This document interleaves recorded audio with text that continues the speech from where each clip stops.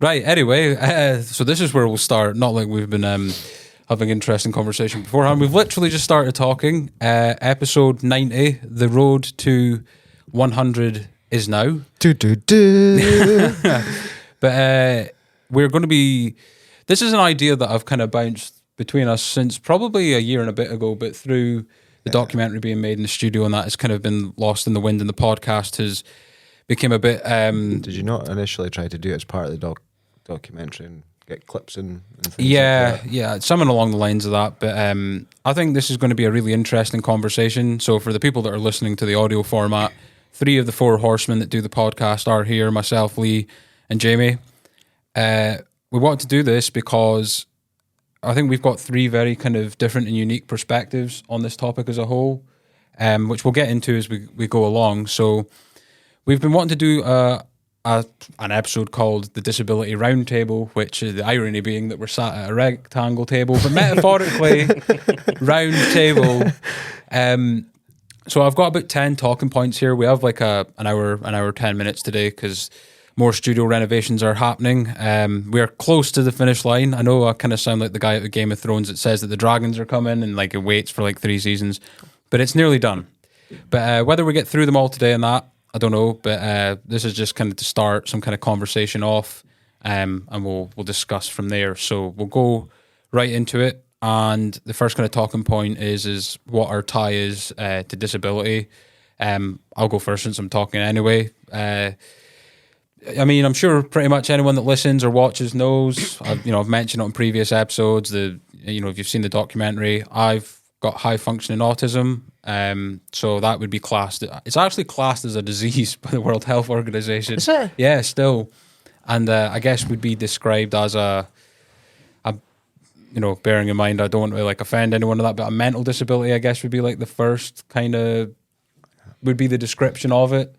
So that is my tie to disability. So whoever feels comfortable going next into their relation to it. Let you go next. Yeah, I've got 2. I've got one that affects my legs called arthrogryposis. It's quite don't ask me to spell it. But what it does is like, how you got hamstrings. Yeah. So everybody's hamstrings like can stretch out, and then but mine doesn't. Like mine can only go so far. Like so, my legs can't straighten. So like other people's like I've met like one other person that had it, but he was the opposite. He couldn't bend his, but he could walk, but. Like it looked difficult, but he could walk. So yeah, but my other one's scoliosis, which is quite common. There's actually quite a lot of people who's got that.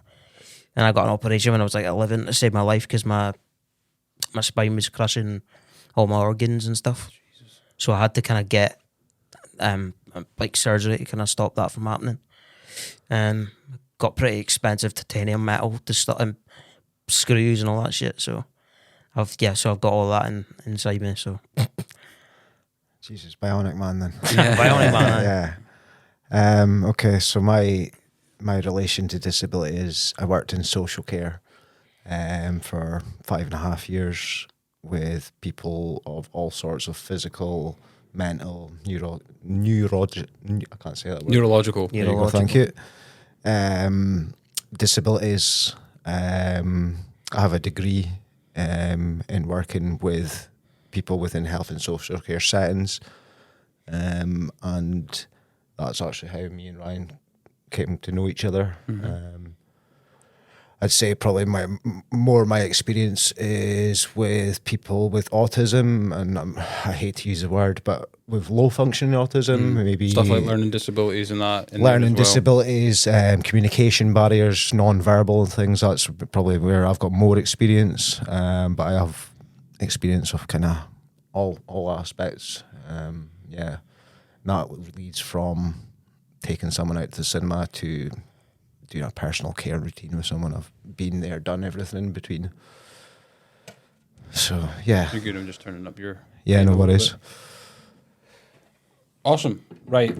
So the second point that I've got here is how do our disabilities affect us? But in your case, Lee, I'll obviously let you talk about the people you were working with, and I suppose maybe how it affected you is obviously in your kind of employment and that, because I know that you you were very passionate about the work that you did and that, and we discussed it in the documentary as well, of how that kind of ended on a bit of a sour note from not anything to do with the people that you worked with or anything, but it changed my perspective. I came from a building trade background. I wouldn't say I was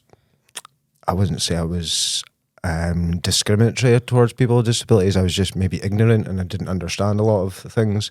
Certainly, I got thrown into the deep end in social care, and through that, learnt massively, very quickly, that there's pretty much a whole different world. I wouldn't say it has affected me as much as obviously someone with a disability, but I think I've got a very unique perspective and probably will treat situations completely differently, knowing now that obviously not all disabilities are visible. I've probably got more of a understanding and more of a, I'd say, more time for people who I think possibly maybe, like, for example, in my work day to day, I might come across somebody who I think might be on the spectrum or that, and I think it's certainly broadened my mind. That's how it affects me. Yeah, You're able to notice it though now. Yeah, You can notice it in someone that a lot of people might not notice that. Absolutely. I wouldn't say this isn't me.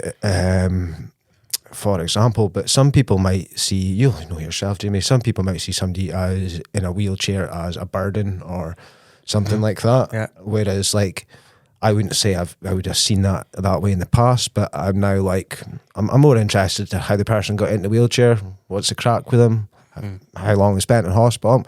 I'm interested, whereas before I wouldn't have been interested in them kind of things, and it's like, it opens my mind up a little bit. Do you think it would be it makes you more comfortable to have that conversation, like maybe not having that experience, because I think that's why a lot of people don't want to ask and say a lot of the time, because they a lot of people, like, they want to know, but they don't want to ask you, because they think it might upset you, or you might take offense to it. That's the last thing that I ever think. Someone comes up to me and asks me. It's normally like kids. Kids are, because they're so, like, just they don't care, do they? Like, they don't understand. So I'd rather they just come up and ask me if they actually just wanted to know. I would tell them. One thing I've really picked up from people with, like, a physical disability, you've normally got the darkest sense of humours about your own disabilities and things like that. Mine's brutal, mate. And, like, I think that's something I sometimes struggle with. It's like, I don't know if I should be laughing along. That was quite funny, but I don't know if I should be laughing along right now. Or, no, you should definitely laugh, because I understand that now, but before I was just like, ooh. But I have found that people who've been through the toughest situations are normally the darkest humour about themselves, and I don't know if that's a defence mechanism or what, but it works, I think we use humour to deal with things sometimes, right? And it's a way of accepting and all that kind of thing. I think as well. I think you have it's to, completely normal. I think you have to, because if you can't find a giggle or a laugh in something, 100%. Then do you know what I mean? It's pretty shit, innit? Yeah, it is. I mean, regardless of what it is you've got or what you're doing at the time, if you're in hospital for, if it's someone like myself, or if you're fighting cancer, or if you're in for, like, something like yourself, like you're really struggling at the time or whatever, but, like, just find a giggle in it. Do you know what I mean? Just try and make light of something. So with mine, it's socially, I would say. And it's weird, right? Because a lot of what I do now, whether it be this or college for counselling, involves talking to people. So I guess I kind of ask myself, why do I put myself in these scenarios a lot of the time? Because I don't want to say that I find conversations stressful, but it's more taxing than what I would say for neurotypical people. I don't mean to say I don't enjoy it and I don't have fun doing it and that, but even, for example, when we did the documentary and that, and I was literally speaking to people that I don't want to say were the same as me or similar, because everyone's different at the end of the day, but people that, we could kind of have a bit more of an understanding of where we're coming from in the world, and then speaking to, like, even the guests that we've had on here, whether it be, the likes of Conan and Aidan, like the combat sports guys, or the musicians, or even the politician, who emptied half an STV outside Richard Lockhead's office that day. Sometimes, like, I come back and I go sit down and edit, and that I do like editing because it's like a kind of cathartic, like just take a moment to breathe and I can watch it all back now. Because sometimes I do come back from like speaking and I'm like, God, I'm knackered. Like I'm absolutely flummoxed, and you know, crowded environments are like a big one. And I never usually kind of thought that this was the case with me, because when you hear like the word autism, you hear like sensory stuff and that, and I always kind of thought I've never really noticed anything like that. But as the years have went by, like even something as small as like a car like using their horn or something when I'm walking, like I jump, and I never realized that like that must be like a sensory thing, because it's thing, like me, not me the only one that does it, but like other people are sometimes accustomed to that. But no matter how, even if I'm expecting it, it's like, you know how they kind of do that effect in films when someone hears like a noise, or like a villain hears a noise, that like it's kind of like that. Not like I'm a superhero villain, but but that's part of your condition, though. It's like polarization of the brain. It's fight, flight, or fight. Yeah. And your brain has an instant reaction, you know, and you with a neurological condition will find it harder to detrain your brain from that. 100%. But I think, and we'll probably all relate to this, I think there's strengths and weaknesses with that, because I actually remember you mentioning on the last episode that we did about your other senses being stronger because of one that wasn't so strong, right? And I got to thinking about that, and I was like, you know, that can apply to a lot, like for, you know, how it applies to me, for example, is I'm a big overthinker, like, and you both know, right? You've both been exposed to this and whatnot. I overthink everything that I do, and I get obsessive about getting things right, and it has to be everything in place and whatnot. And that's probably where I get myself into a lot of pressure, oh my God, like stress and negative things like that. But I think the positive side to that is I get stuff done. Like if there's something needing done, I get it done. You know what I mean? I won't just be like, oh, I can take a day off and leave that. It's almost like it bugs me if I've got a task to do, I have to get it done. So I think, you know, there's good and bad things about it, right? Like I would say, and this kind of goes into the next one that I'm going to bring up, is what do we make of the word disability? Because for me, it's a word that I don't like. I think it's too much stigma attached to it. You know what I mean? Like the word UFO. Yeah. Nobody wants to talk about it. I've said it before, it's not disability, it's different ability. Mm-hmm. It's just someone's ability to do something differently. It's disabling is such a, it's a shit word, man. There should be a different word. I don't know what the word is, but it's like, it's just because I can do something that Jamie can't, there's probably 1,000 things that Jamie can do that I can't fucking do. So that gives me a disability, surely. Yeah. You know, I think everybody's disabled. Yeah. If that's the case, you know. And I think like disabled such a linear word, it just kind of comes across as, well, you can't do anything, right? No. But what I've kind of seen, or like what I've learned through like TED Talks and that, from people that have like spoke at TED Talks around the world and that about disability, is I think we always put the emphasis on the actual disability, quote unquote, more that so than the environment, right? Like for example, you were mentioning not being able to use your legs, and most people would be like, well, you wouldn't be able to drive a car, but you can drive a car, right? Yeah, I can drive, with accommodations that have been made, you have a license and you can drive a car very, very well. So, and that's why I'm thankful that I'm alive today and not, you know, maybe 40 years ago, because they might not have had that. Yeah, 100%. You know, technology, I guess. So yeah, that's the difference, I think. But like I can apply that to most things, right? It's not, oh, this person can't get in this place because they're in a wheelchair. It's, well, you don't have the adequate opening, you know, to get them in there, right? It's the same with this lady put it well. I think she had I can't remember, it was like ADHD or autism or something. It was a few years ago I watched it, but she was saying, I think she was an American because she used the term mall rather than shopping center. But she was like, I get told that I can't go through a mall, but in reality, if you took the security, not the security guards, that sounds a bit sinister. Just get rid of the security guards, it'll be fine. If you took all the lights and all the people and that, I'd be able to go through no problem. So it's more about, I think I mentioned this guy in the guy that Dominic spoke to, the guy that I've been desperately trying to get on here. Luke Bearden said, and this is specifically relates to autism, but I think it would relate to most things, is he has like a sum, and it's I think it's I'll use disability plus environment equals outcome, and I think the world kind of sees it as environment plus disability equals outcome, and really kind of switching that around, I think, is the disability plus environment divided by support, because you also need that support network around you. I think that's as big as anything. 100%. But yeah, I'm not a fan of the. I just, for me, like the word disability or disabled and that, it just comes with such negative kind of like subconscious terminology behind it. Really, like I've hated that word since I can remember it.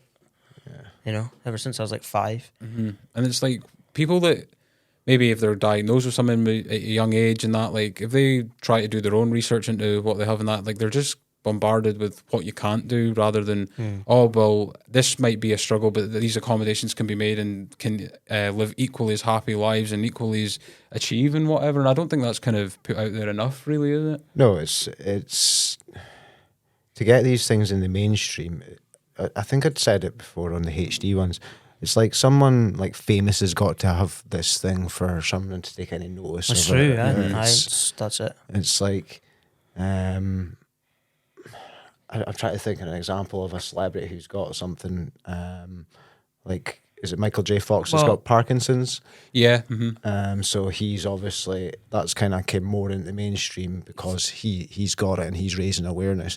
You've got people like Capaldi with Tourette's. Yeah, that's probably a better Yeah. example. A lot of people are like, "Oh, Tourette's is cool," you know. Yeah. But before you were like, people would maybe laugh at them because like they just like do outbursts and stuff. I mean, there was that amazing moment at, was it Glastonbury recently, where he was struggled ticking during the song and people were helped. That was like that shows like the beautiful part of the world, right? Because like, I mean, I suppose like he's such a lovable person, though. Yeah, 100%. Like everybody likes him. Like I don't know anybody doesn't like him. There's nobody that's got a bad word to say about the guy, but he's like, I've watched him over the last 4 or 5 years. I think the reason he is so bad is because of how hard he'd been working the last. I think, see, if he'd just been a normal person, I don't think this would be affecting. No, I don't think so. It's the pressure as well. Yeah, and it's obviously like, because Tourette's is a funny one because it's both a physical and a neurological one. Yeah, totally. It affects you in both ways. And like the tics are obviously the physical side you're seeing with it, but they're little misfires in the brain happening, which I don't know if you know anything about Tourette's. It normally leads to like early stage dementia and things like that. I never realised that. No. It's very common. Like it's you don't see much people in their 60s with Tourette's, mate. 50s with Tourette's. It's all that's true. Yeah, it's all young people. It's all young people. And because the brain is, by the time they've hit their 40s or 50s, is that fried with all this misfiring, it just kind of hack it. Yeah. And especially like with the amount of attention, especially in his scenario with the amount of attention that's on him, right? Because you've got to think that, I mean, obviously him as an artist as well, but like he's obviously probably got these management teams and that, like, Lewis, we've got dates here, and here, like you're working 7 days in a row. And, you know, I'm quite glad that he ended up deciding to take a step back, and that, I think like it was proper getting to his like mental health and stuff like that towards the end. So the way, like, I saw the Netflix thing, and it actually looked like the record label actually cared about him. I mean, maybe we don't see like the other parts of it, but from what I did see, it looked like the record label actually cared about him. I'd agree with that. Yeah. And that's not very fucking common. Like, no, definitely the record not. labels just want to put you out on stage and rake in the money.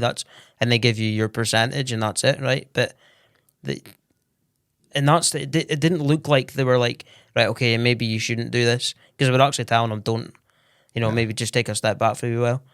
And but there's a lot of pressure when it came to getting the album on time and having to, like, because he was like still having to write songs for it, so he was meeting with other writers and having to actually get things going, and that was giving him a lot of ticks. He was getting a lot of pressure from that, and it was taking its toll on him. I think the whole, when he's playing live thing, that is a big thing as well, because obviously you've got all these people and you can't let them down. Yeah. And it has actually got to him before when he had to actually go off stage, and that was it. Like, because he was just in such a bad way. And you seen that in the documentary. Yeah, you did. And it was sad to see that. And the thing is like, maybe he's going to have to take a step back from all these tours and maybe even just be a recording artist. Yeah. You know, and maybe do the odd show here and there, but it's obvious that the live things are really getting them. Yeah. It's such a shame because he's phenomenal. He's a very unique talent. Yeah. He's phenomenal. There's nobody really got a voice like him.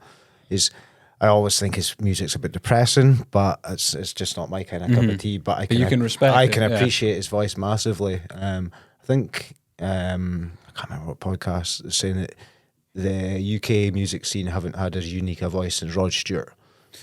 That's probably the last time they've had somebody that sounds as just. There's nobody that can copy him. Yeah. Really. Yeah, he's got this kind of unique tone to his voice. He's great. I mean, I'm not a mad pop person. Like, I'm not really into pop music, but I appreciate him. Like, I actually do like his songs. They're actually decent. Yeah. And like a unique personality as well, right? Like pound for pound, probably the funniest musician on earth. I mean, you could become a comedian like Yeah. in the click of a finger. Like, have you seen hands down? Like, have you seen him like Graham Norton and all that? Yeah. Right, and he's on a couch full of A-listers. Like, it was like Jim Carrey was there. There was Margot Robbie, and he was sitting there, and there was a guy from I can't remember the name of that film. He's a big actor. He was in one of the horror films. I can't remember his name. He was there. He was in fucking stitches, and this guy was just like taking the absolute mick, and he wasn't even trying. Yeah. He was literally just being himself, and they were all in the absolute bits. The funniest one I remember is when he was on. Do you remember he was on BBC Breakfast and he asked? Oh the my Queen God! If you wanted a rim, yeah. This is like 9:30 in the morning, son. and he was sitting there, and she was like, "Get a room," and he was like, "Sorry, get a room." He's like, "Oh, I thought you said you want a room." That's fucking stitches. I was like, I can't believe you said that. He's the only guy that can talk about poo on the couch of Margot Robbie and pull it off. Yeah. Right? Because who the hell he does that? Just gives absolute no fucks when he's like on top form in terms of like the Graham interview Norton's side like, of it. "How you getting on with it?" He's like, "Yeah." It was so funny to just watch him. Yeah. I have to actually go back and watch some other times. He's that funny. But I think it's cool that like obviously he's been quite transparent about it in the last couple of years anyway. Like, I don't know if anyone's seen I've brought this podcast up a few times, but Diary of a CEO, that's kind of the first like big one that he did and talked about Tourette's in depth, and obviously he's went on to do the Netflix documentary that you were referencing. And I think that though, especially from people that are like you were mentioning, that are in media and culture and that, like, that have big followings, talking about these things, Yep. is like, it encourages other people to talk about them in like just everyday society. And Have you seen the fallout from Dele Alli? 100%. The last Yeah. couple of weeks. Obviously, it was massively sad what happened to him as a kid, but that's amazing, the support that's came out from him. It just makes me wonder. He's probably opened a door for a few people, and I think you probably see a lot more of this happening. Like, because the world, it can be a fickle place sometimes, can't it? Like, I know this is not anything to do with disability with the person that I'm going to mention, but I don't know if you remember the Paddy Pimblett thing where last year he brought up mental health on this, like, his biggest win, and that was seen as like a really like big thing. And then he had a falling out with one of these like big journalists, and I don't know if you see like the comments on his like social medias now, but it's like 180 degrees. So it's crazy how people just change on people that are in the spotlight. Yeah, you know, if they've had a bad moment or whatever, and then it takes, like you said, a moment like Dele Alli coming out, because that guy was getting fucking slaughtered for years and years because obviously his football hadn't been as good as it once was when he was at his peak. And then when you actually hear what he's been through, everyone's like, oh my God, like, it's almost like it wakes them the fuck up. Like, yeah, this is a person you're talking to. It's not just, you know, it's not just people like, are online and they don't think about what they're posting. They just have this rage for no fucking reason. They don't even know the person. Do you know what I mean? That Paddy guy, is that the MMA fighter? You know? the blonde hair. I quite like him, actually. Yeah, He's sorry, man. I think he's got a he's good podcast as well. Yeah, Chat and Pony. Yeah, they all have good See, podcasts. I really like the Scouse accent for some reason. I don't know why. I just do, and especially I don't know why. when it's like a proper Beatles one as well, isn't it? Like, I was just. I remember being down in Leeds about 10 years ago, and just like I like going to places in England because you hear all sorts of ranges of accents. But I always remember hearing a Scouse accent, and I'm just thinking, this guy could be about 3 feet tall. He's got a Scouse. I'm not going to fuck with this guy because he's got a Scouse accent. It's just something about them. Same as Ouija's, like, you can speak to a Ouija and you're like, you're probably a bit of psycho, mate, so I'll just go take a couple of steps back. And you never know where you're getting, do you? Nah. Totally, man. They're like, I'm on TikTok like every night, and I'm on Darren G's live all the time. Oh god. And then I think he's so funny. Yeah, Like a lot of people, I mean, say what you want about him, right? But he's turned his life around and all that. But like, he's actually like a really, really nice guy. I seen him there with his baby the other night, right? This is the new Darren G, and I was like, wow. He had his baby on live now. He didn't show the baby's face, but he had the baby. He was just like cradling the baby sort of thing, trying to get her to sleep and that. And he what he did was he handed the baby back to his missus, right? And he just went, nah, do you know what? He just cut the live off. He's like, nah, I'm going to go and spend some time with my family and just cut the live off. I was like, see, like, that's not a Darren G I would have thought. He would have done that before. Because like when he's been on like the true crime podcast, he's obviously explosive, and he had that massive beef with a guy that we always seem to mention. James English always comes up in topical conversation. I was actually I've got no like thing with any of them and anything like that. I like James English and anything like that. But I was actually when I seen the podcast, I don't know why, but I was kind of on Darren's side for a while. But and I think like anyway, we're getting away from disability. We'll talk about this another episode. So the next point that I've got is reactions, assumptions, and attitudes of the world around the disabled community, which I guess we've kind of just gotten into there with the Lewis Capaldi stuff. But what kind of assumptions do people make? I mean, obviously from our side of things, it'll be what assumptions have we got, or reactions and attitudes, or did you see anything in your line of work as well of people that you were maybe supporting at the time? It's too much to mention, mate. Attitudes. Do you know what? I didn't when I was working with people, I didn't feel that attitude towards the person I was working with. I felt that attitude from members of the public towards me. Like I was a hindrance. Like kind of like what you doing with them? Yeah, a little bit. Things like they would see me taking someone into the town hall to go and. I used to take a gent to go and see Country and Western show 3 times a year in the town hall, and I could see people like looking at me and thinking, like, "You're not paying to get in here," and it's like, I wouldn't pay to get in here, I like Country and Western is not my thing. Like each to their own and all that, but I'm here getting paid. I'm here supporting this person. I felt like people were almost envious, and it's like, if you want to come and do my line of work, you come and do my line of work. Come and step in your shoes. I've seen a lot of people come into that job and leave after a week. I've seen one person last a shift. That was madness. Seen a gentleman have diarrhea and pretty much walked out the house and left me to it. So I'm like, it's like, and it, like that's just something. It's not something that's specific to someone with disabilities. Everyone has fucking diarrhea, It's true. It's like, but I've always said, right, you need to work in care because everyone has to do it at some point in their life. Whether that be for a relative when they get older. Give you a reality fucking check. That's what it does, huh? Whether it has to be for a newborn baby. You will all have to care for someone at some point in your life. Whether that means wiping their ass, whether that means being a shoulder to cry on because somebody's lost someone emotionally, you need to be able to care for someone. And until you've stepped into that, it's hard to show empathy. I've seen a lot of people step into that and go 180 themselves, and it's pretty good. It's like... a lot of the best carers are people you would never think would be good carers, and I thought I'd be a shit carer. I was actually a pretty good carer, but I was only male there. I think that was it's normally a female thing, in it. Like, see, like that's an assumption from not so much like from younger people, but see, when we used to go into we looked after a lot of elderly people, and I would get like shocked look going into a lady's house to give her tablets. So I'd never do personal care or anything like that. But like, it's like, and I normally, that was kind of the best relationships I had with, because they weren't used to a young man. And it's like, I'm breaking down all stereotypes of what young men are to you right now. And it's good you get a different kind of chat, a different kind of banter going. But that's assumptions that happens. And I'm kind of glad we said that. Yeah, being male, I got a lot of assumptions thrown at me. It was strange. It was the same way with male nurses, I thought. Yeah, 100%. Even teachers. Yeah. Like when you're in primary school, it's mostly like in high school, there's like obviously more. There's more male teachers, but it's kind of like. And in primary school, it was more like stand-in teachers. Like if someone was off. But I have noticed, like, because I used to have this thing where when I was younger, when I was in primary school, and I had this thing, you've probably heard of Crossroads, Mm-hmm. well, they would take me out like swimming and like, you know, do all things like I'd get out of school early, so it was great. And they would take me like, you know, as I said, like swimming and all that, and it was good.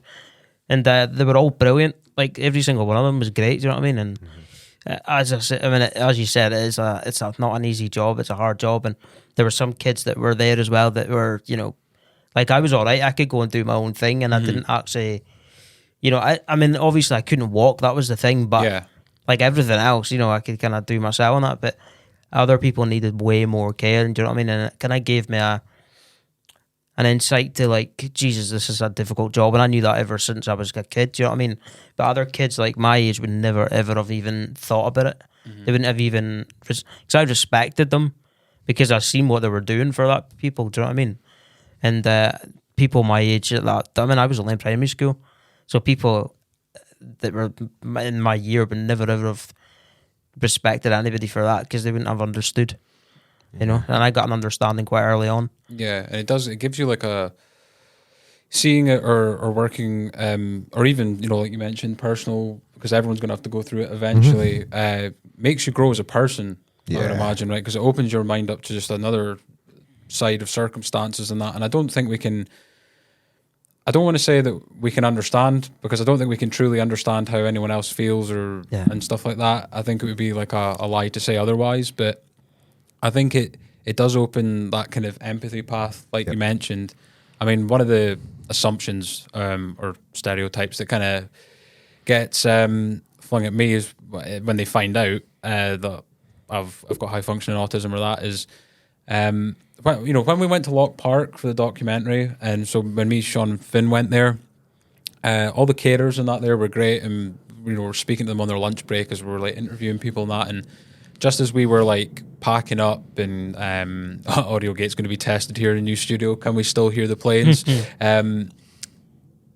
Just as we were packing up and going to leave, I won't say their name and that because they didn't mean it in a bad way, but I think it's just something that like is kind of subconsciously put into society, and it's just how people have used this terminology over the years, and they don't mean it in a bad way, but it can kind of come over as an assumption, a stereotype, or maybe even an insult now and again.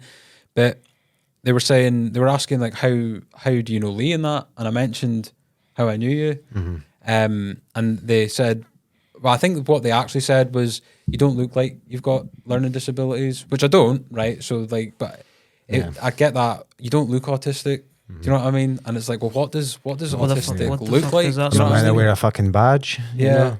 But honestly, that's what I felt like saying sometimes to people. It's like, do you want them to wear a fucking badge? You know? Yeah.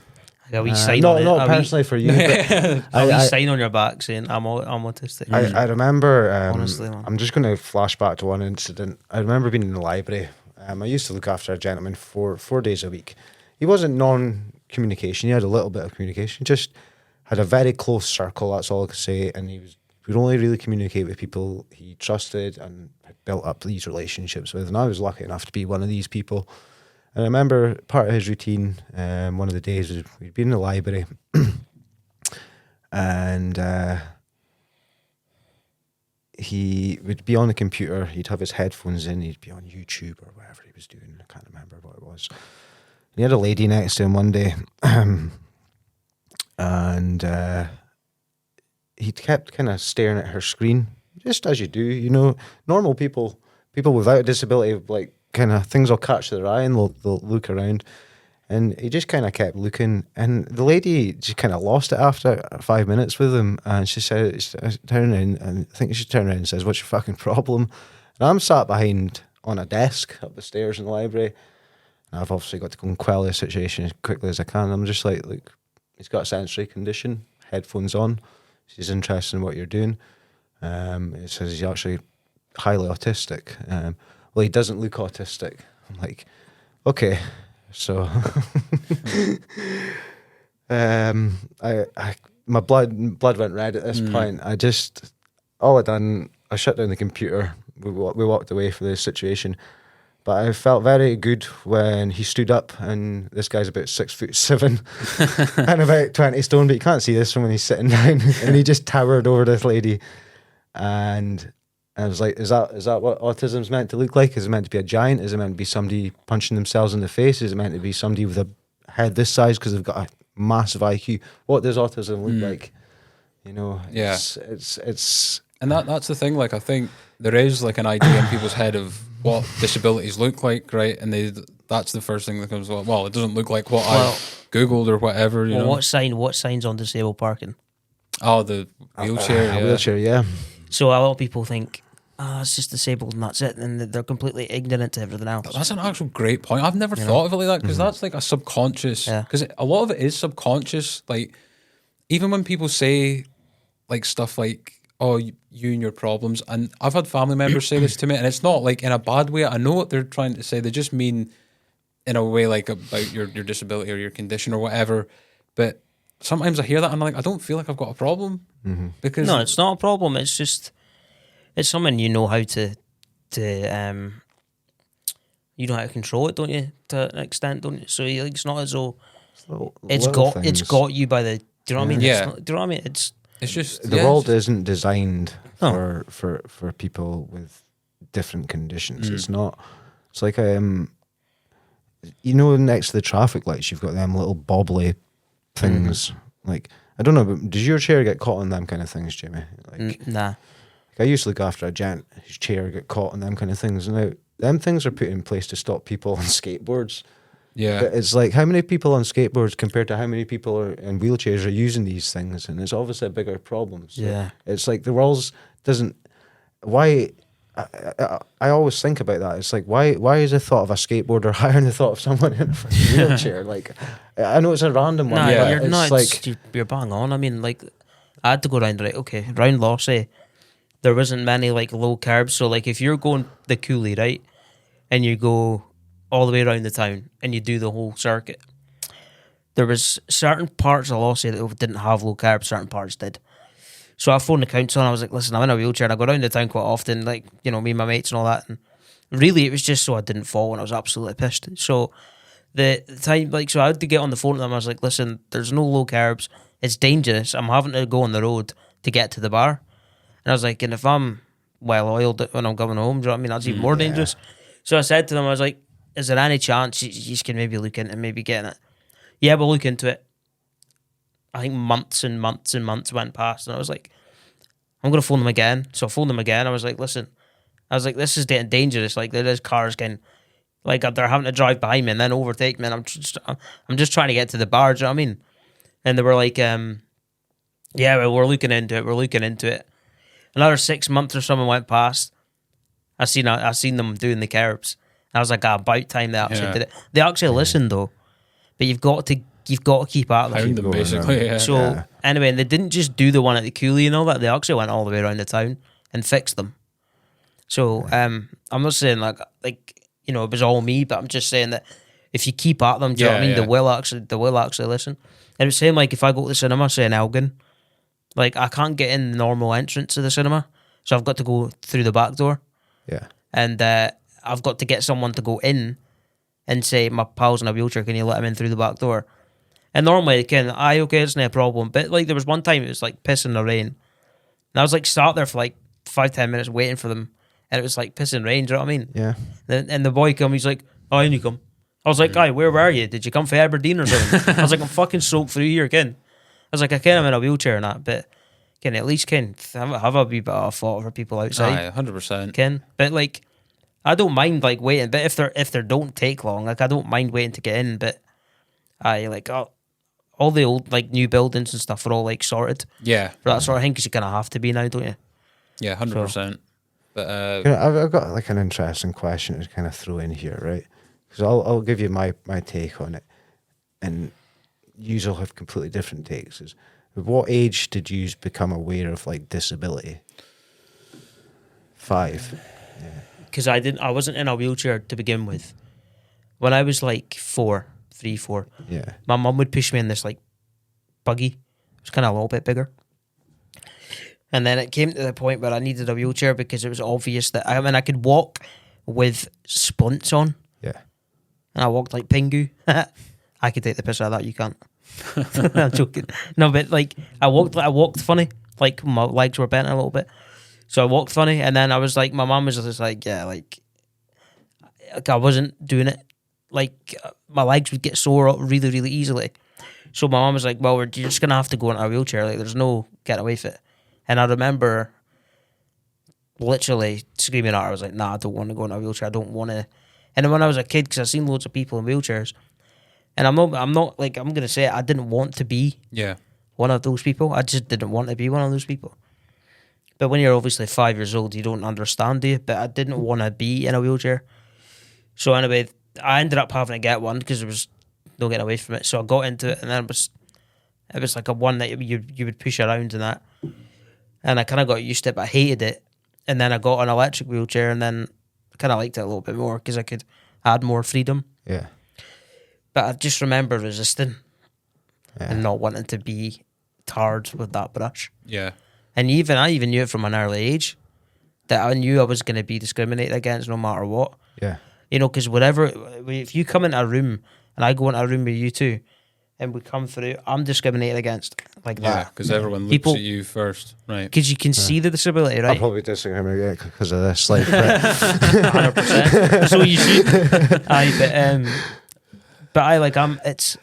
That's me. I'm all automatically discriminated against. I'm automatically half of a person because they don't see you as an actual person. Yeah.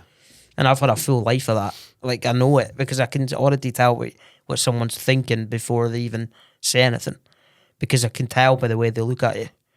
It's not rocket science. So as I was saying the other day, I can't walk, but I can tell what you're thinking before you even say it, because I've had so much of it. Yeah. And all through school and all that, and you know, kids can be savage. Aye, 100%. Right. So you know, and it does affect you the whole way through your life. You know what I mean? Like you get psychological things, like maybe someone might say something to you, or you might be discriminated against or something like that, and it stays with you.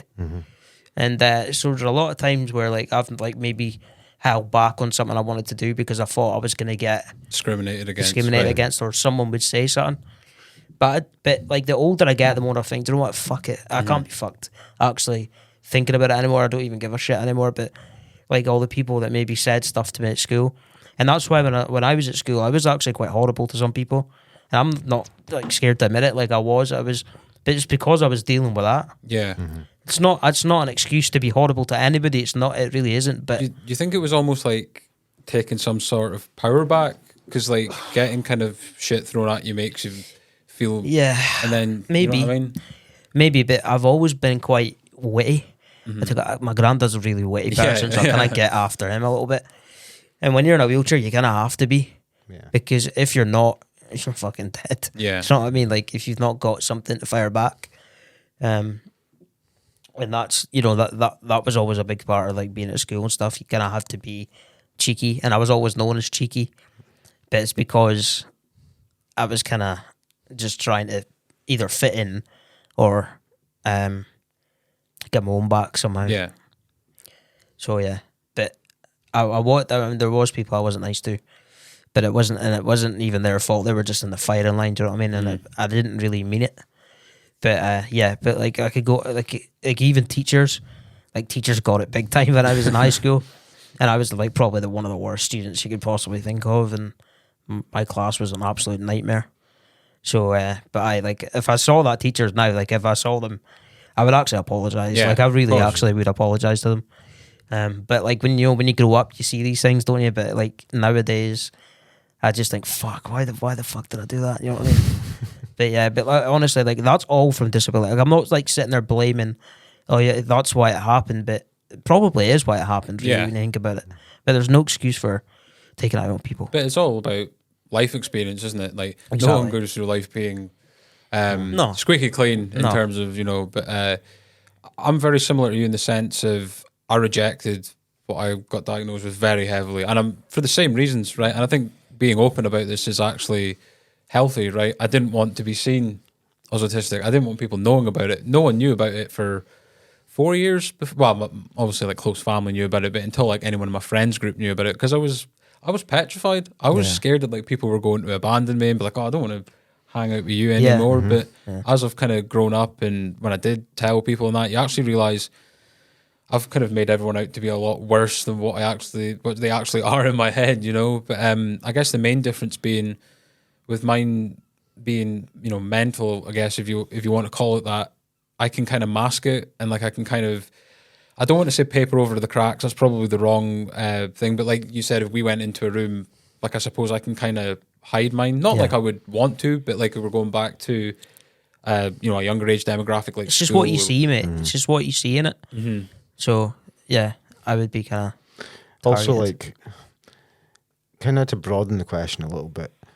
See, when you were in school and you seen like maybe kids getting help with things like they maybe had a classroom assistant or things. Yeah. Did you consider them kids disabled back in the day? Because I it certainly took me to like about 14, 15 to start, like these kids have actually got some issues, or maybe I think dyslexic or autistic, or like I always just assumed like I'd never considered that a disability when I was younger, you know. That's why I'm like, it would probably be about 13, 14 before my eyes were truly open to disability, you know. I suppose it depends, because from at least my school experience, there would be people that got help that you could tell, because you could tell from like a learning standpoint they were a bit behind what the class was actually learning. But then there was actual people that were maybe behaving badly, and those people were there to help them. Yeah, I never thought of that. Which could also be a disability, right? But I suppose, you know, maybe they were both disabilities, but the main one is kind of like the stereotypical one you have in your head of, oh, the person's not learning at the same rate as we are, that must be disability. So I suppose my kind of thoughts on disability have been more open-minded as I've grown into adult life, and obviously had to learn about my own and so on and so forth. I think disability, I think the way I look at it is that everybody's different, and that's just it. Do you know what I mean? Like, we're all different, and some people learn faster than others. Yeah. Like, see, now I learn extremely quick, but when I was at school, I was thick as mince. Like, seriously, I was really stupid. I'm the opposite. Really? I was really good in school. Like, now I can't. My brain's a sieve now. I'm just like cannot take in information. It's just like too busy thinking about work and kids, and it's just like, and it's like I've got to really be interested in something now to want to learn about it. Like really, really interested. I can't just be like, oh, that's kind of cool, I'm kind of interested. I've got to be like deep into something before I start getting. It's like I used to be able to probably give you the top 50 rankings in the UFC for like each. Couldn't tell you who's top 3 these days. Like, I'm just not invested in it anymore, you know. Like, I suppose work and family gets in the way of a lot of things in that sense. But yeah, I'm the opposite, Jamie. I'm like, my brain's mush now. I actually learned to use my brain when I was about 10 years ago, when I was learning to write songs, because I would teach myself to write songs, but I would actually fill my brain up of trying to create melodies, think about lyrics, think about guitar solos, drums, thinking about all that sort of thing, right? Filling my conscious mind up enough so it spills over into my subconscious. So when I can do that, where I could be out doing something random and I would just get an idea, and the subconscious mind is actually sending you a song. Yeah. It's weird the way it works. Yeah. But I've kind of like figured out that's how it works, and that's because before I wanted to learn to be able to write songs in my head, and I couldn't do that before. But now I can do that because I've just thought about it enough. It's amazing how you can train your brain, right? Because like you said, you've consciously done something to then have like the print in the subconscious to then kick in when it's needed. You'd probably massively benefit from DMT. 100%. I'm not even joking, like massively, because that shows you your subconscious. Yes. Because I was never a creative person when I was younger. But see now, man, like I'm hearing songs in my sleep. Like when I wake up with songs and I record them into my phone, and I go back to sleep. This is like every night, and I wake up with songs and I go to sleep with them, and it's like constant, and it's just like a never-ending thing. It's always on. It's like like when you leave the radio on when you go on holiday and you think someone's in the house. Yeah, that's what it's like. My brain's constantly on. Before, when I was at school, my brain was just, I wasn't interested in anything. I suppose it's like what stimulates you as well, right? Like obviously you found music, and that's what, like, you know, I've got quite, I would say, an addictive personality in how I approach things. Like when it was me and Paul that first decided to kind of start this up, and it was like he wanted to kind of start straight away. And I was like, wait, I'm going to learn how to do this, and then I learned a little bit, and then we mentioned, I think it was the last episode me and you did, from day one of when we started doing this to here is a bit of a different world. Definitely mental what a fresh lick of paint can do to a place. But yeah, I mean, I suppose like with me, like when it comes to like social stuff, I have to like check myself, because one thing that I started realizing that I was doing is I was saying stuff that would bother people, but I wouldn't be realizing, like I wouldn't mean it in a way to bother people. Like, God, am I really going to talk about this? So I was at my dad's one Christmas. Now, I will save a lot of how that situation went for episode 100, because we're going to be here for a long time, and I have got plenty to say. I'm just going to say, for the people listening, Ryan's actually already gone red for some reason. So it's a filter.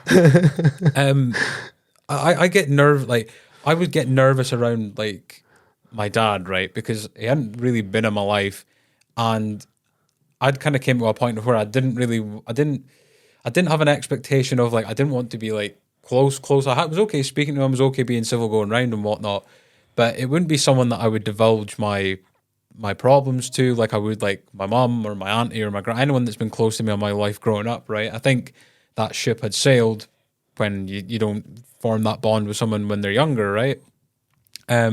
So I went round to his house, and like I had like I do have younger sisters, so there would be like this big family meetup, and I'm not being discriminatory here or anything, but they were all from like different parts of like England and stuff like that, and that wasn't a bad thing, obviously, but it was just that sensory thing again. I'm used to hearing people up here, so when you're hearing different accents and that, it kind of freaked me out a little it's so bit. strange, isn't it? Especially when it's like these people are like blood related to me. Yeah.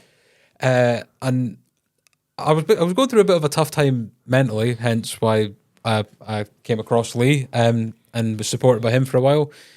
And I'd been invited to my younger sister's birthday the next month, right? And they're down at university, so they lived in Edinburgh. And I just thought, different city with someone that I don't really trust, with all these new people and the big, like, I was like, to cut a long story short, I'd been going through a pretty bad binge drinking phase, like anytime. And I think this is quite a common thing with, especially like the autism, neurological disability side of things. A lot of people turn to addiction, like to like handle social situations and confidence issues and all that type of stuff. And I would get to a place of where anytime I felt awkward in the slightest, I would just get blackout drunk. For anyone listening, not a way to go. Don't do it. I've reviewed it, and it's 1 star. But so I would get drunk at these things, like whether it be his birthday or the Christmases and that, and I'd make a right tit of myself. And I remember they were saying to me, like my younger sisters were speaking to me, and they were like, we heard that you're coming to our birthday. And I was like, yeah, I suppose. But like, I just kind of react. Like, that's another thing. I can't not be honest. Yeah. Like, I have to say what I'm thinking. Yeah. And I could see like they're like, huh, like they'd been offended, and I was like, oh shit, like I've just like, what happened? But see, when like I go back and think about it, and then it's like, that was it. So like sometimes I do feel like I have to check myself, like I wasn't being rude there or anything, because sometimes I literally do not notice. Yeah. Last time I seen any of that family that day, by the way. But yeah, more to come in episode 100 about that, including a driving test centre story, which everyone will find very interesting. But yeah, that's one thing that I don't want to say I get paranoid about it, but it does. Like, I do overthink it sometimes in terms of I don't want to like be a dick to anyone inadvertently, So, but I get better at it, but sometimes it can. One thing slips out and I'm like, oh shit. Yeah, I'm kind of that kind of guy that says I've always said what I think. Got in a lot of trouble, but fuck it. Yeah, why not? Fuck it. It's a free way to be. It is. Plus, I don't really give a shit what anyone thinks anymore. So if you don't like what I'm telling you, then that's your problem, not mine, innit? Yeah. And I'm not going to be a dick to you on purpose. I'm not going to do that unless you've been a dick to me. Mm-hmm. Then look out, sort of thing. So, but Being disabled's fun, innit? But so next one, what do we make of awareness months? I'm not a fan of these either. Like, why is it Awareness a month? month. It should be awareness all the fucking time. You see, I don't like, get it. awareness months, like, they do it with mental health as well. Like, October is mental health awareness month. I Like, don't know. for me, it's like, that's one thing that I think is actually quite good. I don't want to speak for every sector of disability and the disabled community, but I think awareness is rather better than what it was. But I think it's more, people say understanding, but like I said earlier, I don't think we can truly, like, we can't truly understand each other. I think it would be disrespectful for someone that doesn't have something to be like, oh, I kind of understand what you're like. Well, no, you don't really, right? But it's more putting things into action. I think the awareness months are more people talking and liking stuff on Facebook that makes people feel better for 5 seconds. Yeah. And then it just vanishes for the... I think I'm probably, well, maybe not now, but if I still worked in that side, I'm probably one of the few people that can say, I know where you're coming from, because I've dealt with these situations 100 times.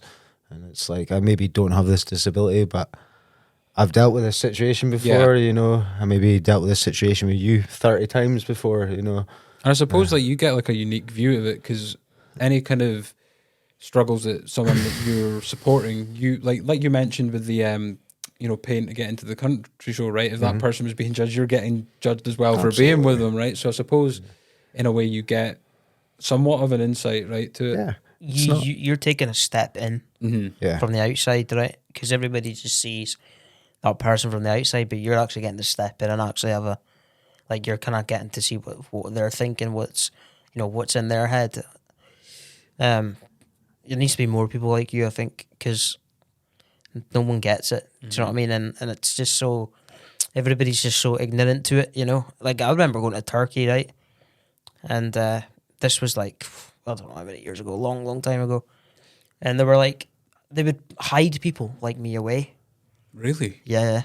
Like, because they didn't show people with disabilities. It was just do you know what I mean? Like, they were like hidden away in houses and stuff. So like when we were on holiday and all that, like the amount of looks I'd get was ridiculous. And the worst were the women. Aye. The women didn't like. They would look at me weird, and you know, like I was a freak. You know what I mean? Like I should have been in the circus or something. And I remember thinking, "Fucking hell, this is pretty wild over here." You know what I mean? I think it might be better now, but back then it was pretty shit. You know what I mean? And that was, I don't know, maybe like 2008, 2000 something. I don't know, something like that. 2005, 6, 7, something like that. But it was a while ago, and that was an eye opener for me, because like I was like, people are quite shit at home, but they're not this bad. Do you know what I mean? So, other countries are pretty savage.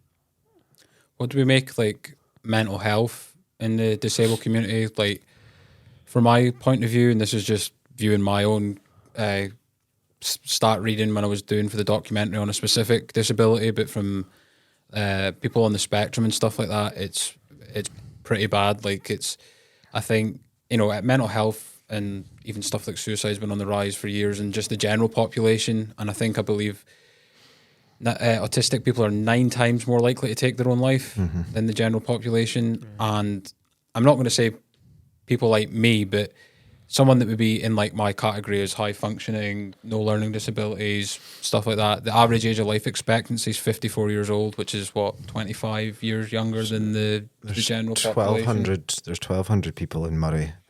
And when I left care, which was 2019, there was only one psychiatrist for 900 people with learning disabilities in Murray. Jesus. Yeah. That's crazy, man. There was only one who was able to deal with people with learning. There's more than one psychiatrist, but there's only one that can deal with it. Yeah, able to deal with that. Deal with neurological conditions like Down syndrome, Fragile X, things like that. You know, it's a lot. Yeah, one psychiatrist in the whole of Murray. I've always seen myself in that category of people that, you know, people just want to shut away. They don't want to. They just don't want to see it. Yeah. You know what I mean? I can't help it. You know, you see it. It's not like, you know, like, for example, if a guy in a wheelchair fell in the street, he fell out of his wheelchair, right? I've seen this happen. And there's people just walking past, just looking at him. Yeah. And it's like, holy shit. Yeah.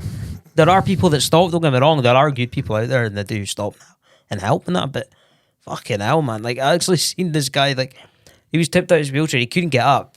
And there are people just walking past looking at him. There's people driving past, like, staring at him, and it's like, wow, Brutal, innit? It's holy like, shit. Don't want to even acknowledge it, just want to ignore it. Yeah, that's it. It's just a, what's the word? Burden. Yeah. It's just some, you know. It's sad to say, but like say yourself, Jimmy, you only become an issue to the powers that be if you're taking up a hospital bed. I thought that's true, and it's like you've seen that during the pandemic when people with disabilities were being offered do not resuscitate orders, which is which is mad. So Like, yeah, you know, so really like, crimes against humanity. That, you know what I mean? take from that is like I can't say because I don't know anything about your condition, Jimmy. But for example, say there was some pioneering government research that they could put you through that's going to cost a lot of money, but they could do it. They're not going to do that because you're not a problem to them right now. You're a problem when you're in a hospital bed and you're taking up room and things like that. But they're not going to push for these things when they've got so-called other problems. For example, someone falling over who's in their 80s, who's broken their hip, who's now taking up 6 weeks in a hospital bed. That's a bigger problem to them than you being able to walk again. Mm-hmm. You know, It's true. Yeah, it's true. I mean, like, you know, like, for example, a lot of people in the wheelchairs are not paying tax, right? Mm-hmm. So, like, they see them as, oh, fuck's sake, these are just oxygen thieves, really. Like, because they're not fucking paying at the machine. Do you know what I mean? They're not giving their fucking share of tax. So they're just a problem to the government now. Like, so, and that's just the way that they look at it because it's business at the end of the day, innit? Yeah. And it's all about money. And it's sad, like, but that people can't help that. If they could help that, they would. Do you know what I mean? There's people out there that are scrounging on the dole that are fully able to work that just don't. Again, you know, and it's sad to see, but. And because of the way we're going with like big American pharma, they want everyone on drugs. They want everyone doped up to the fucking eyeballs. When in reality, they're not. Like the world needs to shift massively because we're not doing things. We're doing things to make money. We're not doing things to improve life. Yeah. No, exactly. We're not improving life at all. Making money the quickest way possible, right? Yeah. That's where shortcuts come into it. That's where I think someone described it as one time. You know, I don't want to go too far with it, but like they described it as this is an industry that would rather have a treatment than a cure. Yes, because the treatment's a more sustainable business model, 100%. Right? I mean, I actually reckon they cured cancer about 50 years ago. Well, I've heard this theory before, and the theory I've heard behind it is that there's so much money made through charity these days towards cancer charities that they'll probably never try and find that cure again. They probably have the cure. They just won't release it. Yeah. I mean, the people might argue saying, "Oh, but there's all different types of cancers." It's like, I bet there's all different types of many diseases. Do you know what I mean? That they can cure already. I mean, how quick did they come up with a fucking COVID vaccine, regardless of if it works or not? Yeah. Right? But how quick did they come up with it? Well, even in the last 10 years, you've got to look at the shift with cannabis in America. Cannabis was the devil 60 years ago. Exactly. Pretty much legal everywhere. Now they've shown through CBD and THC effects that it's actually massively important for the human body and it can treat so many things. So if you think what we're going to be like in another 10 years, we're going to be saying fucking heroin's good for the body next, you know? Like what is next? But it's interesting you kind of go down that route. But like do you know what about the drugs policy in Portugal? Yeah, it's pretty much decriminalised everything. So everything is legal in Portugal. You can buy everything in a chemist. You can go in there and buy your batch of heroin. But there's no organised drug crime in Portugal. You know, and if you get caught by the police, you don't get locked in jail. You get put into rehab if you want to. But it's a self-choice, you know. And you'll find that like the drug deaths in Portugal, the drug murders in Portugal, the amount of money made through criminality is tiny compared to any other place in the world. I mean, especially the cannabis thing, a lot of it comes down to the tax situation again. That's right? the thing, right? If they did, I think about the amount of money the UK government would make if they just fucking taxed it. Mm-hmm. And they would make a fucking fortune. Yeah. Well, there's another theory that it would take out, and I tend to believe this one, that the people that would suffer the most from cannabis becoming legal would be alcohol and tobacco companies. Yep. Because it doesn't mean that no one's going to buy tobacco, no one's going to buy alcohol, but I think those numbers would reduce. Yeah. Like, the amount of money they're putting alcohol up as well. Yeah. And like alcohol's one Put of the my most, shares into Rizla. like, alcohol's one of the most destructive drugs of them all. Do you know what I mean? Like, and That's where your divorces and all that come Yeah. in it. Yeah. Like big problem with alcohol, but yet they treat cannabis like it's the fucking devil's drug. yeah. It's crazy. Alcohol's also got its own set of Alzheimer's. It's got liver conditions. It creates hereditary heart conditions. It's alcohol. You get fetal alcohol syndrome, Yeah. which affects babies and things like that. It's whereas, like, I'm not saying smoking cannabis is good for you or smoking is good for you, but it's a hell of a lot better for you than drinking. See, like I might sound like an absolute nut job here, but see, like when you get cigarettes, you get alcohol, you get all types of different drugs and all that. I think it's not like when a patient goes to, I don't know, like a psychiatric ward or something, and they give them drugs to kind of calm them down, Yeah, and they're yeah. always just like dazed and slavering everywhere, and they're like, that's just to keep them sane, right, calm, sort of thing. It's almost like the government have just like kind of given us all this shit to kind of just do the same thing. Well, it's the I went to a smoking seminar one time, right? Not where everyone was just smoking, but it was I like a remember you stop talking smoking about this. thing. Aye. And they were saying the amount of indoctrination that they put into the marketing of smoking being bad for you to keep you hooked isn't crazy. Because when you hear that something is bad for you and you're doing something that's destroying your life, your automatic response is stress. And you've also then attached smoking, stress. I smoke because I'm stressed. And it's just a round and round circle. And it's like the big business doesn't lose out of it, which, another topic again that we can revisit in future episodes. But I just wanted to do two more. So, experience of talking to others. Have we ever? Obviously, you have experienced talking to other people with the people that you worked with. But have you ever met anyone with similar conditions? I think you actually mentioned at the start. I mentioned a guy. He was he's actually funny. He was from Elgin, so there was like two people with the same condition and like pretty close. And that's like quite a. Arthrogryposis isn't really a condition that a lot of people have got. I've only met one other person with it. I'm sure there's probably loads in England and stuff, but I was only young when I met him, though. I was probably about 8 or 9, something like that. And he was a nice guy.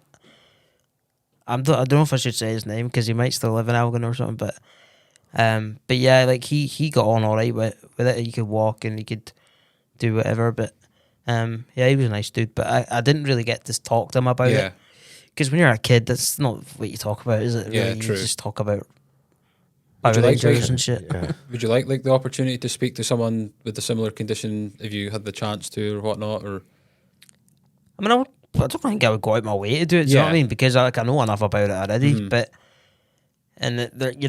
everybody's different and have different experience about it. But if I met someone, aye, sure. If I met them, but if someone contacted me and asked, oh, would you fancy, catching up or whatever? And, aye, right, no problem. But yeah, I mean, it'd be interesting, I suppose, to see what other people, how they get on with their life. And Would you like to meet someone who's a bit older than yourself, Jamie, to see how it kind of progresses, how things get, if things get more difficult for yourself, or? it would be interesting, because what they did, I could try and counteract that. I could try and do something to make it a little bit easier. So he could maybe say, "Don't do this because it'll." aye, You know what I mean? Don't sit this way for too long, or make sure you're doing exercises because it'll get tighter. Like the hamstrings will get tighter. My legs haven't really changed in a while, to be fair, but Do you have to do exercises and things like that just now? No. I used to, and I think I've been them, to be fair. Like, I mean, it's like I'm doing exercises, but it's not going to make me walk, is it? So, like, I didn't really see the point. But to be fair, I mean, I probably should do them. I probably should go to physio and get things moving a little bit, stop things from, I guess, stiffening up and stuff, hips and all that. because when you're not moving, you're not walking, things are going to seize up, aren't they? Yeah. So yeah, I think the older I get, I probably should go to physio and get things moving. So I did actually think about it, but We've seen a lady through our work go from not being able to walk. Well, she could walk, just not very well, through use of CBD oil to be able to walk quite successfully. Really? Yeah. Wow. Yeah. Yeah, I mean, CBD especially has Yeah. been like in the last 7 years, because I remember I used to hear this on the Joe Rogan Experience constantly. We talk about it, and I was like, I wonder if that's legal in the UK.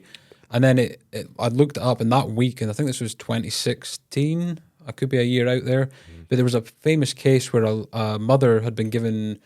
She had a young daughter with a condition, Epilepsy. yeah, and she had bought this from America, and because it was still illegal over here, they took the kid. Yep.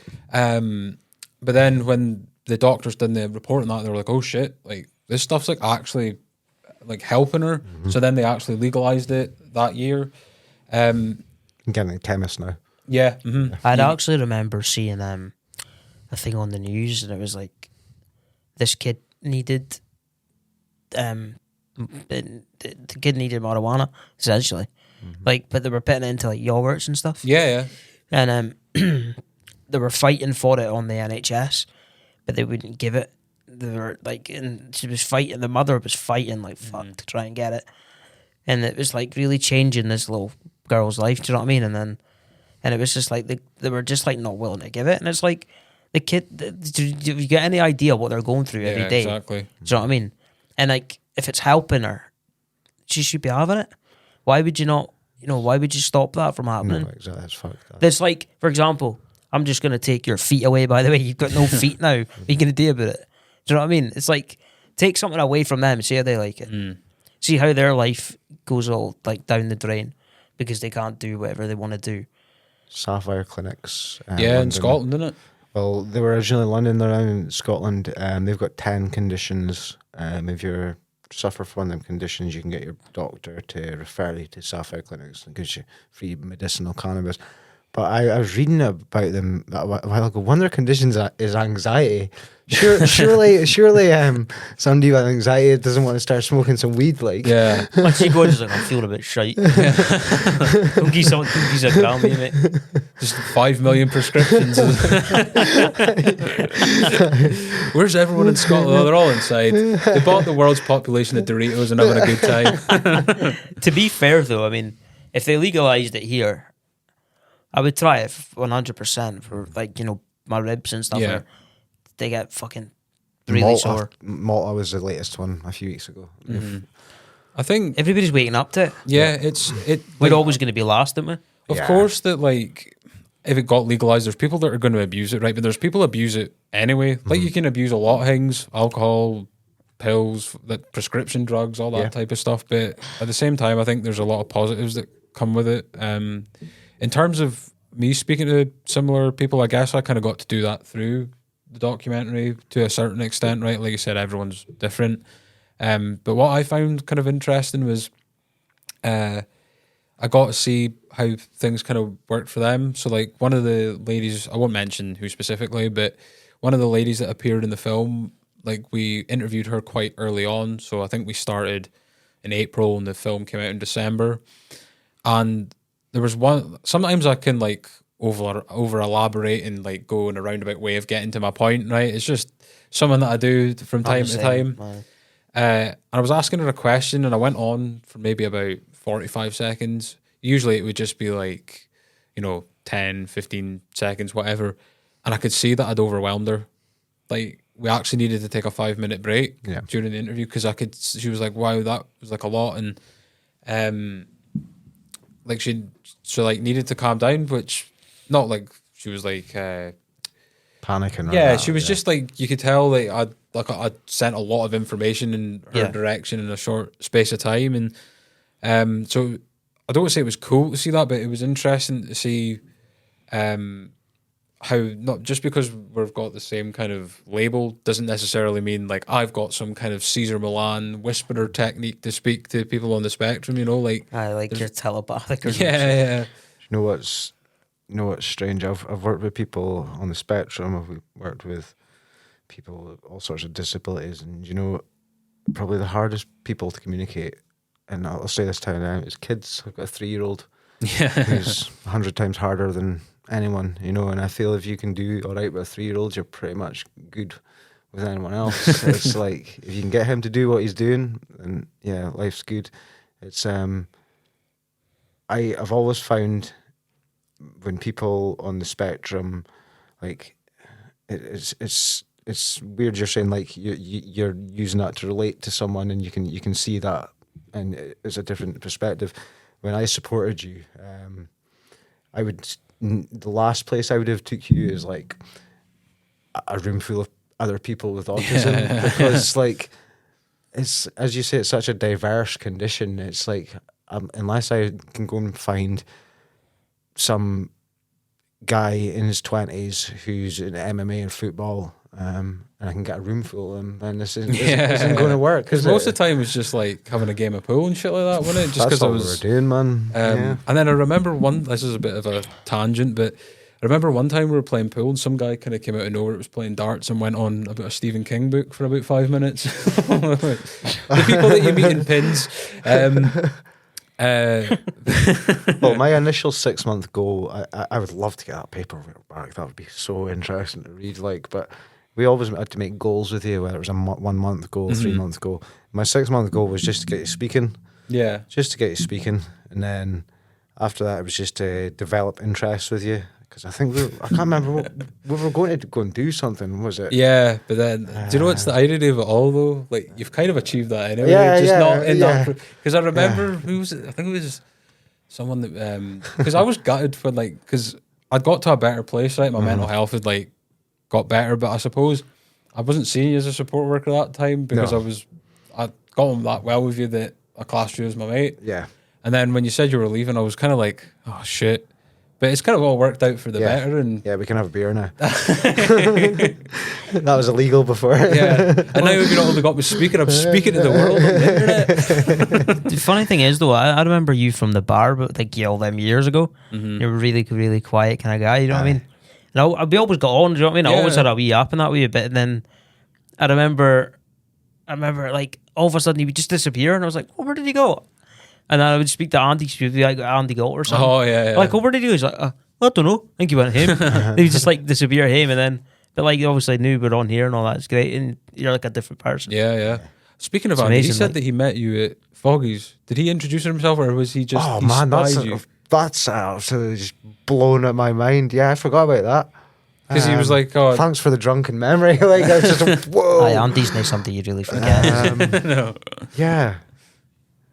Yeah, that was early on in the night. I must have been fucking drunk then. God, yeah, that was the second person.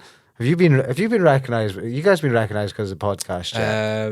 I've been. It's happened twice now to me, and they're like, I had some random. I mean, this could just be a random dude in Elgin Lane, but I had some dude like wave at me from a bike that was going round the round, like a push bike, not like a motorbike. That's the only thing I could put it down to, but it could have been many different things. Who knows?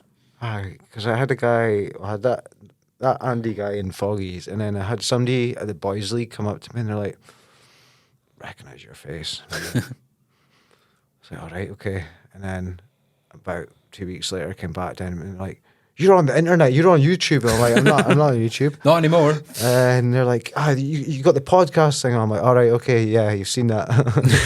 Well, someone told me that someone was speaking about it in Bed Knocks, and it was like, wow, it is getting a bit of traction. But, I get recognised for being Shirty Walker's grandson. That's what I get fucking recognised for, that's it.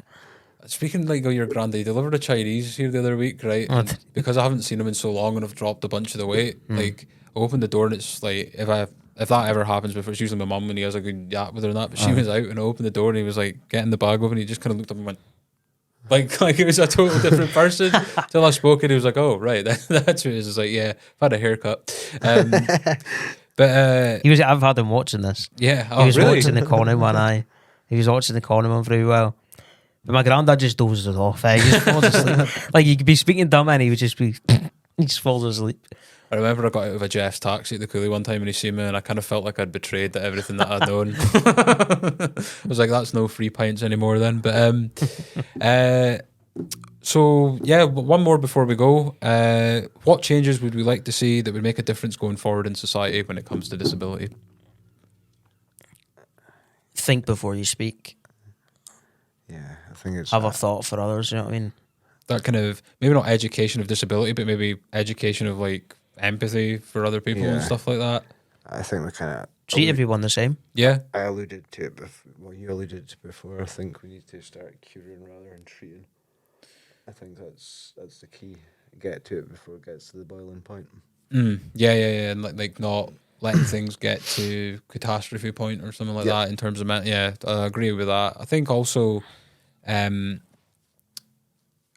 just totally lost my train of thought. Do you ever hate that when you get like a really good point and you're like, I've got to get in here, but someone's speaking? Yeah, I was at work the other day and all of a sudden that Duncan Ferguson thing came back in my head and I was like, Duncan Ferguson! But, I suppose stuff like more action rather than words. Like, you don't have to go out. You know, when people bring up the Paralympics and stuff like that and go, "Oh, amazing," and that, it's like you don't have to hold people on a pedestal. It's just about treating people with respect and shit like that, isn't it? Like treating them like a fucking person. Yeah, man. Do you know what I mean? Stop fucking sharing Facebook banners. Go and donate some money to the fucking charity instead, you know? I bet you always get people like they like to prove they fucking donate. Yeah. It's like, just donate and just like not be done with it. Do you know what I mean? Like, why like fucking sit there and actually put a post up about donating?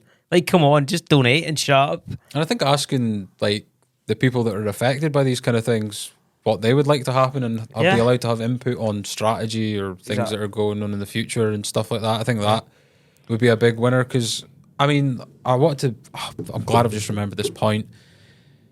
I got a stat through when I was making the documentary that during the pandemic, when there was all the lockdowns and stuff like that, and this is from like a kind of selfish point of view of my specific case, not my specific case, but my specific disability group, that people on the spectrum actually felt better in lockdown than they did in mainstream life, which I think is like quite like a eye-opening thing. Like, and that's not me suggesting let's lock everything down to make people like me feel better, but I think it shows you that it's not just because someone's got a condition that they can't do things. It's like sometimes the way life's set up doesn't work for everyone.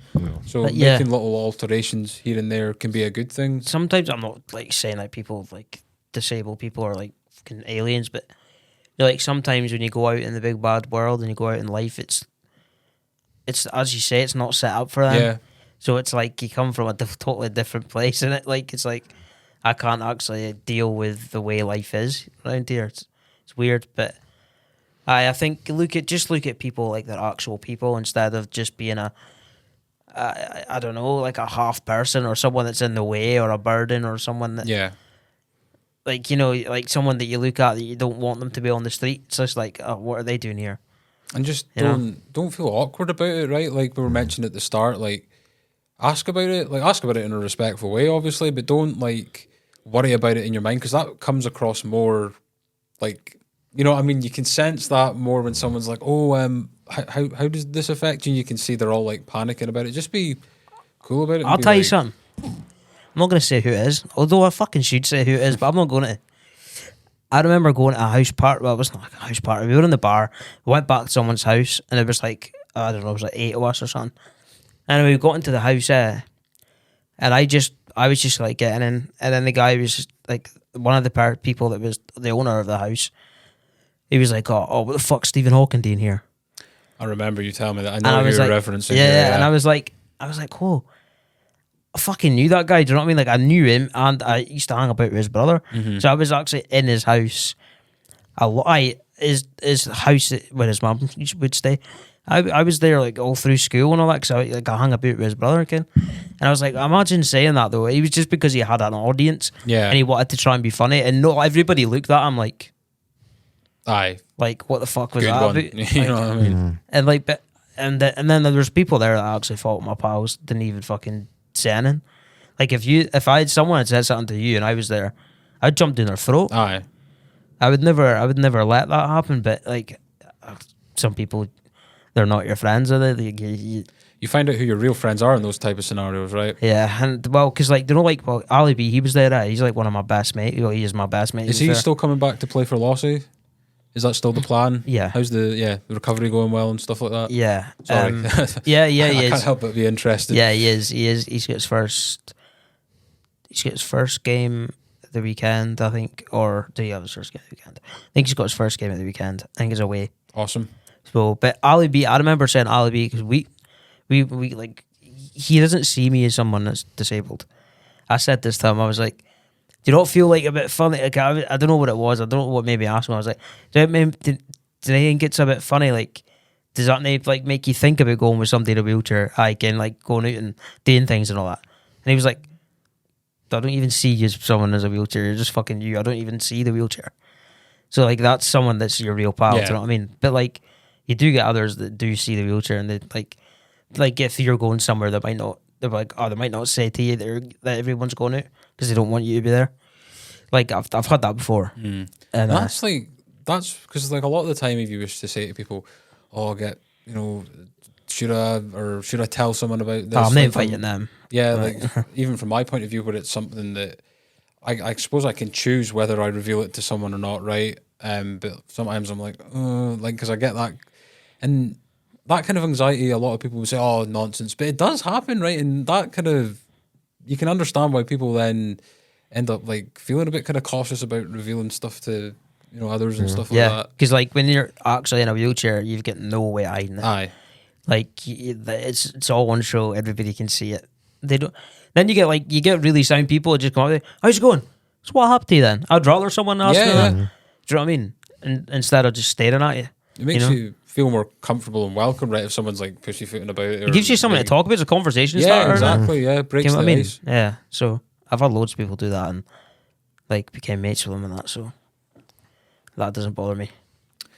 Well, that's been an hour and a half. Yeah, that's been good. This has been good. Yeah, this it's has been been good. good. I think this has been like a really interesting conversation. The most positive podcast in Murray. Yeah. We're not going to say any more. Anyway. It's all about positivity here, right? No laughing. Okay. It's all about positivity here, boys. If you've been, I keep forgetting to say this, but I'll be damned if I don't say it this time because some people actually reacted to the last time that I did say this.